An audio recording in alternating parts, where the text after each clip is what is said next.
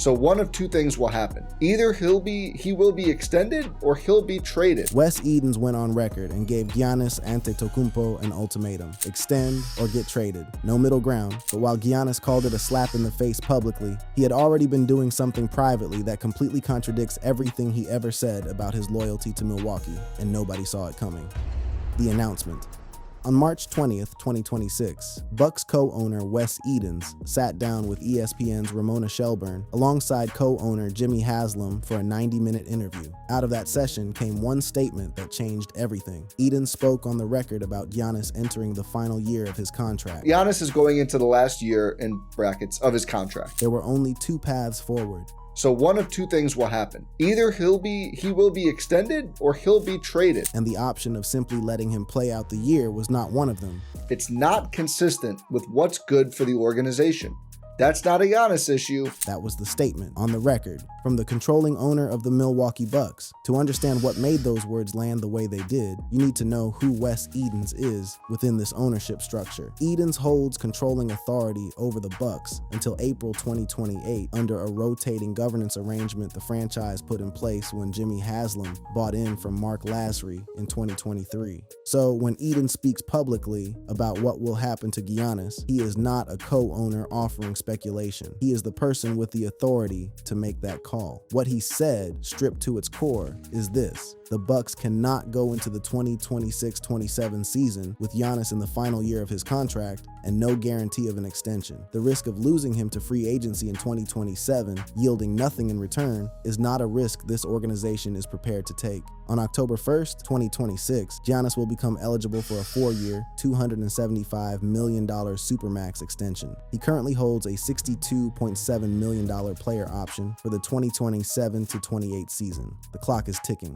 This was not the first time trade speculation had surrounded Giannis. As far back as January 2026, ESPN's Shams Charania reported that Giannis was ready for a new home, with teams like the Golden State Warriors, Miami Heat, New York Knicks, and Minnesota Timberwolves submitting offers around the trade deadline. The Bucks held, no trade happened, the season continued, and then Edens went on record. What made March 20 different from every prior rumor cycle was the source. Every piece of speculation before that came from anonymous insiders and league sources. This came directly from the man who signs off on personnel decisions. Hoops Hype noted that the statement, delivered without qualification, ended the era of vague Bucks positioning and replaced it with a hard deadline. 15 days later, on April 4th, Giannis responded. He told the Milwaukee Journal-Sentinel that what Edens said felt like a slap in my face. He said he is here. He is committed to Milwaukee. He loves the city. But the public nature of Edens' statement, the fact that the owner announced his player's future before anyone had sat down and worked through it together, felt like a breach of the relationship he believed they had. And then, at essentially the same moment, ESPN's Charania reported something that reframed the entire dynamic. Giannis and his agent, Alex Saratzis, had privately approached the Bucks multiple times during the 2025-26 season about parting ways, once early in the season, again in the weeks before the trade deadline.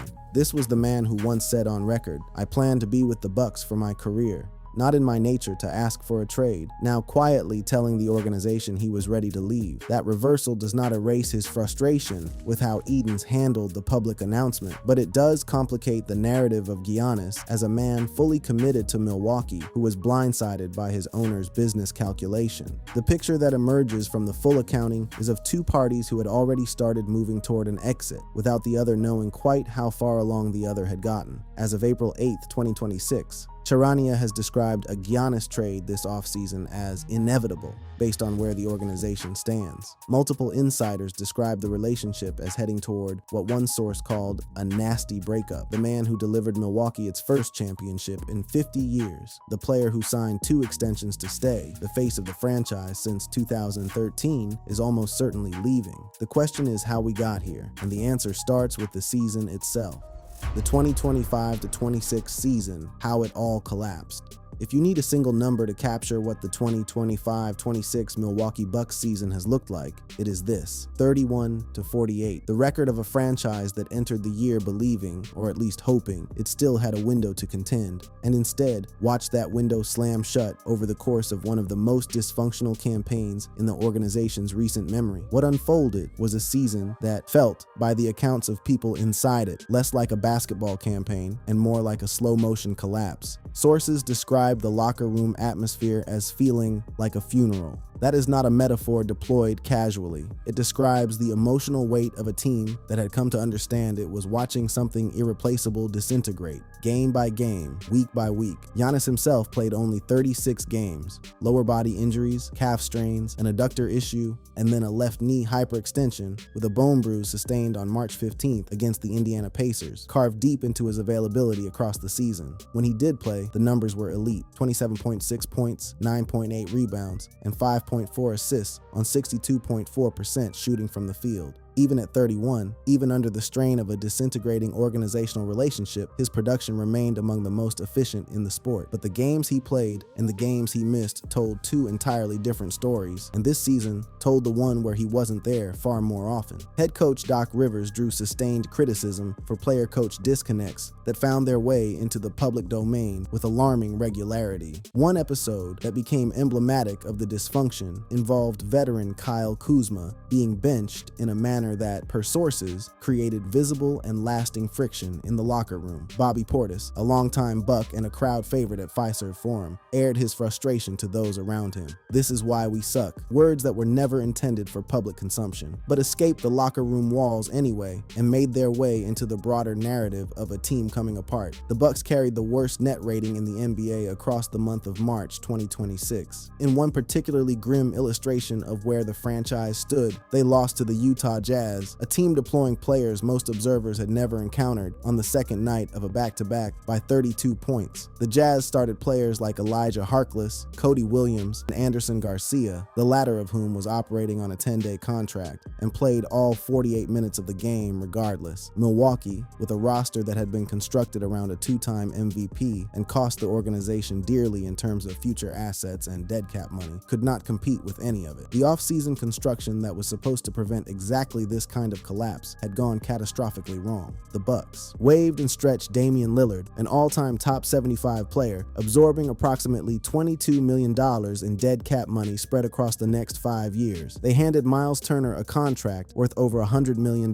They traded their remaining second-round picks to absorb other contracts and facilitate roster moves, each transaction a further erosion of the franchise's capacity to rebuild if Giannis departed. Every single one of those decisions was made with the same underlying logic: demonstrate to Giannis through action rather than words that the franchise was fully invested in contending alongside him. None of it worked. That observation cuts to the core of what makes this situation so damaging for Milwaukee. It is not merely that the season failed. Seasons fail, and even championships are not guaranteed to produce sequels. The deeper wound is that the decisions that constructed this roster were built around a single assumption: that Giannis would be here to justify them. That assumption is now openly contested by the very people who made the decisions. The answer, as the season dragged toward its conclusion, was nothing. Nothing they had done in the past 12 months suggested they were equipped to operate as a coherent franchise, independent of Giannis Antetokounmpo's presence, which is precisely what makes Eden's statement so seismic. It was the first time someone inside the building articulated, in plain language, that the building itself needed to exist for reasons beyond any single player's preference: the ownership structure and the business logic behind the ultimatum.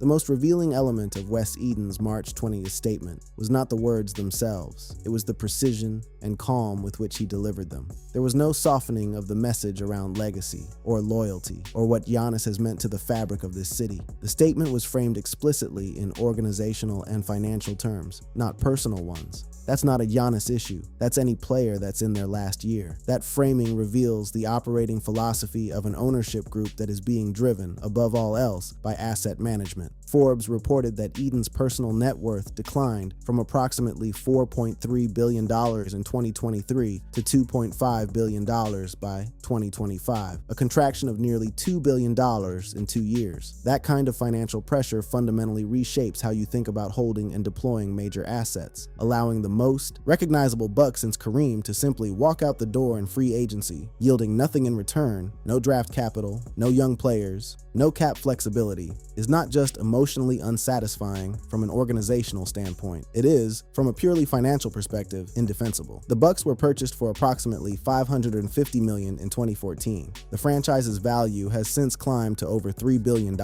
a trajectory that is inseparable from Giannis's development arc, his 2021 championship, and the global commercial platform his presence created for the organization. That platform now needs to be converted into tangible returns. It cannot simply be allowed to expire. The complexity of the Bucks' ownership structure adds another dimension of pressure to every decision. Under the rotating control agreement, Edens holds primary authority until April 2028, after which Haslam assumes control. Major personnel moves require consensus among Edens, Haslam, and co-owner Jamie Dinan. But Haslam's operational footprint has been expanding visibly. His installation of Josh Glessing from the Haslam Sports Group to replace departing president Peter Feigen in January 2026 signaled the steady growth of his influence on the franchise's day-to-day direction, even before his formal control period began. One league executive described the Bucks' decision-making process as something that depended on the day, reflecting the genuine confusion the rotating structure has sometimes generated around the league. Edens and Haslam publicly insist they are unified and communicate on a daily basis. But the transition looming in April 2028 means that whoever resolves the Giannis situation this offseason is also, in some measure, defining the shape of the franchise that the other partner will soon inherit. That observation captures the broader critique of how the Bucks have operated over the past several years, a front office so consumed with the project of keeping Giannis satisfied that it gradually surrendered franchise-level agency in the process. The decision to waive Lillard without securing an extension commitment, the Turner deal at over $100 million with no guarantee of what came next, the refusal to sell at the February deadline and acquire future assets when the window for that was still open. Each of those choices points toward an organization that was constructing its roster not around what was best for the team's long-term health, but around what it believed would signal to Giannis that staying was worth it. So hopefully this is a sign that the Bucks have realized this and are going to,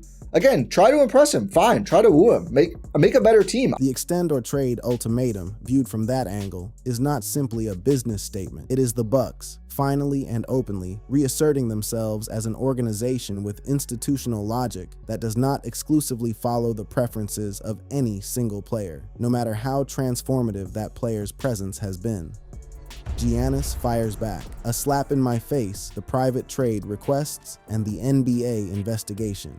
When Giannis spoke publicly on April 4th, 15 days after Eden's statement, the emotional weight of what he said was impossible to contain. He called the ownership comment a slap in my face, a phrase that carries a particular charge when it comes from a man who has spent more than a decade projecting composure in situations that would have dismantled lesser public figures. What wounded him, by his own account, was not the underlying business logic of what Edens had laid out. The calculation, extend or trade, no middle ground, was something Giannis understood. What stung was the channel through which it arrived, publicly through a reporter, before he and the owner had occupied the same room to work through it. The Milwaukee Journal-Sentinel reported that over the entire span of the 2025-26 season, Giannis had experienced only one substantive conversation with Edens, plus a handful of passing interactions. The player who has carried this organization since 2013, who signed a supermax in 2020 and another in 2023, who built his entire professional identity on the idea of loyalty to this city, found out what the franchise was planning for his future through a journalist. His relationship with general manager John Horst has deteriorated alongside this. Communication between them has cooled to the point where Giannis described feeling genuinely uncomfortable engaging with the front office in any broader capacity. The institutional trust, built over more than a decade of shared history, has eroded. But here is where the story becomes considerably more layered, because at the same time that Giannis was positioning himself as the aggrieved party, the loyal player blindsided by his owner's public ultimatum, Karania's reporting at ESPN revealed that Giannis and his agent Alex Saratzis had privately approached the organization multiple times during the 2025-26 season, asking the Bucks to facilitate a trade, once in the early weeks of the season.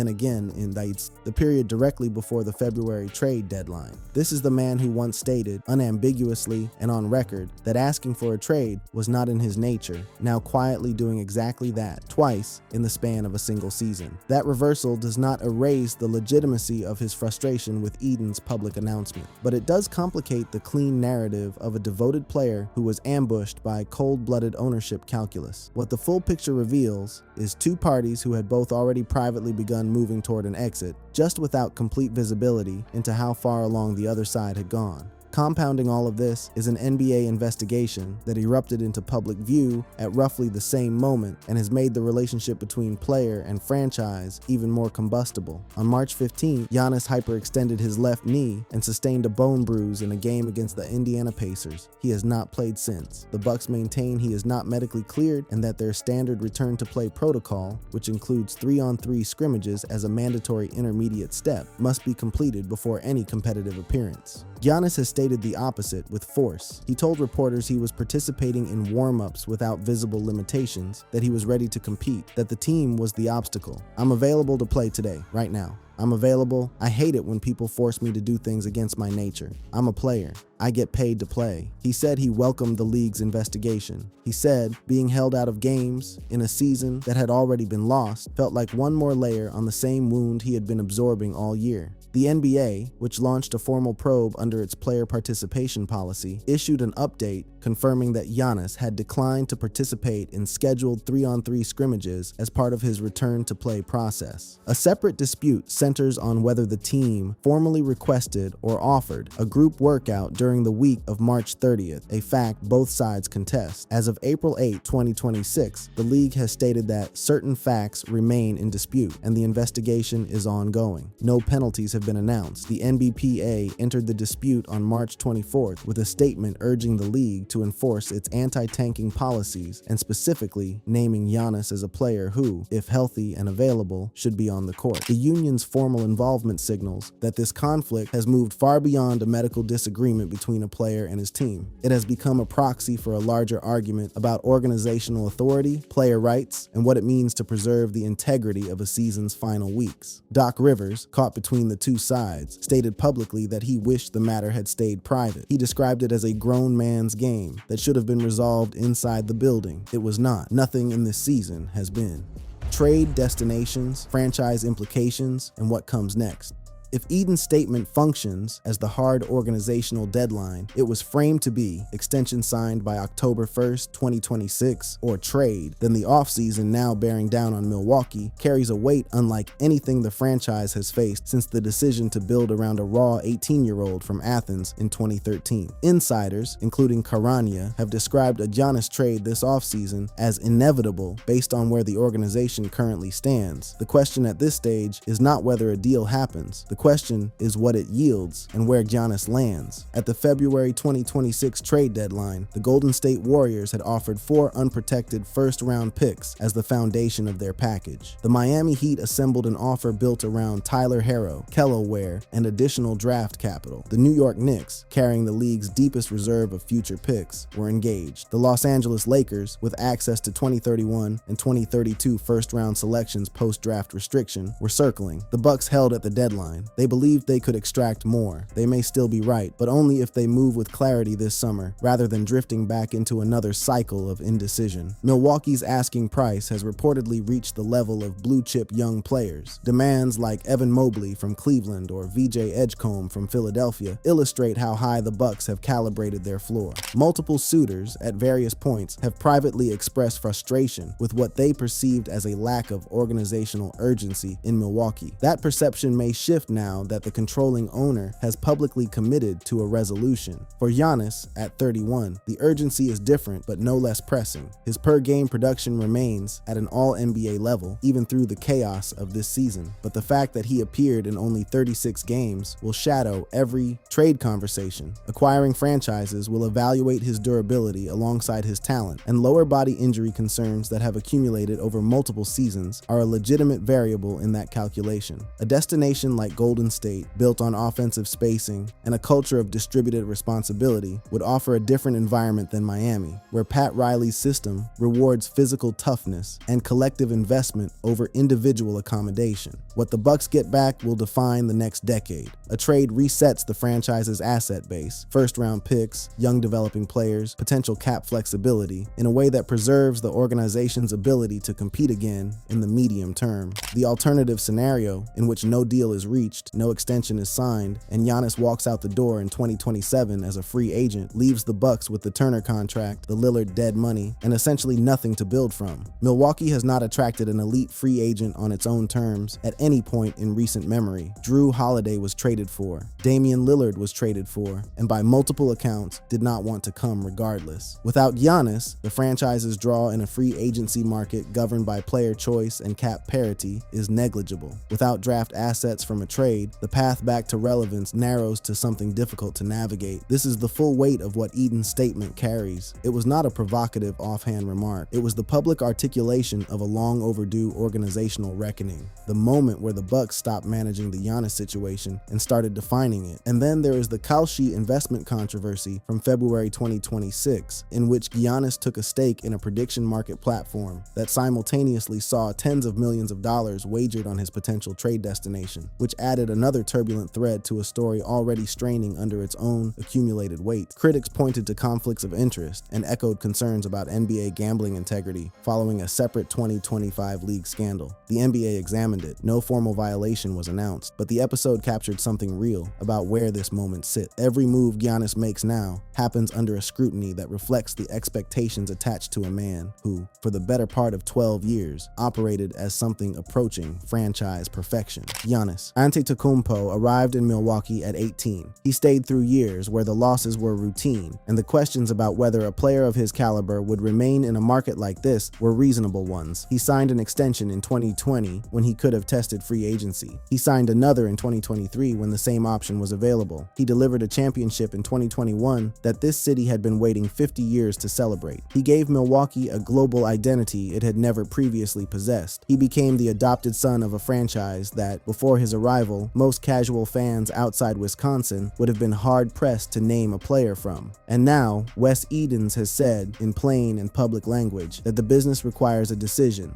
extension or trade. No third option exists. The era that began on a draft night in 2013 is ending. The only question that remains is what form that ending takes, and whether, when it is over, both the player and the franchise can look back and say it was handled with the dignity that 13 years of history earned. Giannis Antetokounmpo did not leave Milwaukee. Milwaukee left Giannis, slowly, then all at once. That is the quiet truth underneath all of the public statements, the leaked frustrations, the NBA investigations, and the ownership ultimatums. This did not end because one side stopped caring. It ended because the gap between what each side needed became too wide to bridge with good intentions alone. Giannis needed a franchise that could still deliver championships. The franchise needed a player who could still deliver them healthy. And somewhere in the space between those two requirements, 13 years of loyalty quietly ran out of road. What makes this moment genuinely historic is not the trade that is coming. Players get traded, even great ones. What makes it historic is what Giannis represented to a city that had no reason to expect any of it. Milwaukee was not supposed to keep him. Markets like this do not hold players like this. Every rule of modern NBA gravity said he would leave the first chance he got, and he didn't. Not once, not twice, but repeatedly, across extensions that cost him money he could have made elsewhere and opportunities he could have chased in bigger markets. He chose Milwaukee anyway.